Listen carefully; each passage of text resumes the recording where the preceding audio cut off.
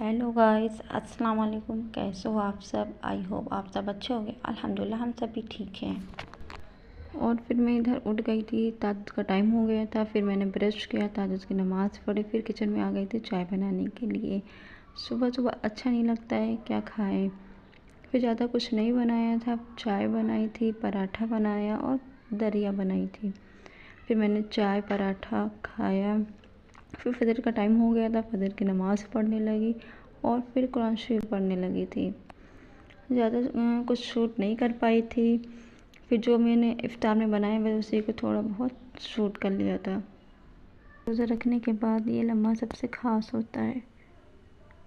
असली खुशी सिर्फ खाने में नहीं, उस शुक्र में है जो पहले खजूर के साथ दिल से निकलती है।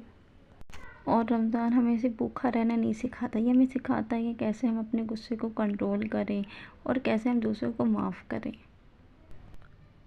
माशाल्लाह, रमज़ान की बात ही अलग होती है। रमज़ान की रौनक ऐसे तो कोई नहीं उठ पाता इतनी जल्दी। रोज़ा रखने की जो एक ललक होती है उसकी खुशी ही अलग होती है। अल्लाह ताला हम सबको ताकत दे, हिम्मत दे रोज़ा रखने की। और ये रही आज की इफ्तारी। माशाल्लाह, कुछ ना सोच कर बहुत कुछ बन जाता है और दस्तरखान पे बहुत सारी बरकत होती है।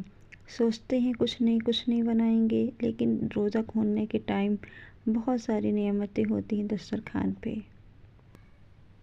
और फिर रोज़ा खोलने के बाद फिर मैंने नमाज़ पढ़ी। और ये 2 पार्ट में व्लॉग है, पहला रोज़ा और दूसरा रोज़ा।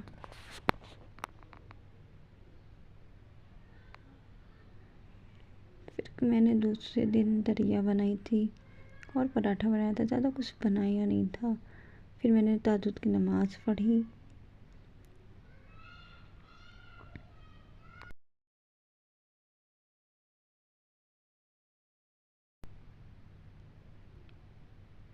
फिर आमना आ गई, आमना को खिलाने लगे। आमना बहुत मस्ती से खेल रही थी माशाल्लाह। इनको एक मोटा हाथी इनको बहुत पसंद है। जब भी आती हैं ये बस उसी को देखती हैं।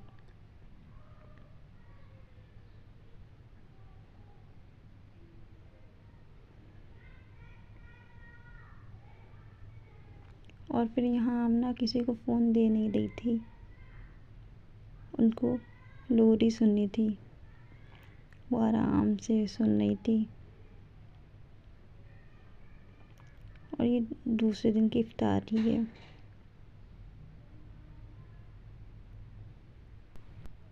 रमज़ान हमें रब के करीब आने का मौका देता है। सहरी का वक्त हमेशा मुझे याद दिलाता है अल्लाह ने हमें एक और मौका दिया है अपने आप को बेहतर बनाने का। और ये रही दूसरे दिन की इफ्तारी। फिर मैं नमाज़ पढ़ने लगी थी। मिलती हूँ नेक्स्ट व्लॉग में। अल्लाह हाफिज़।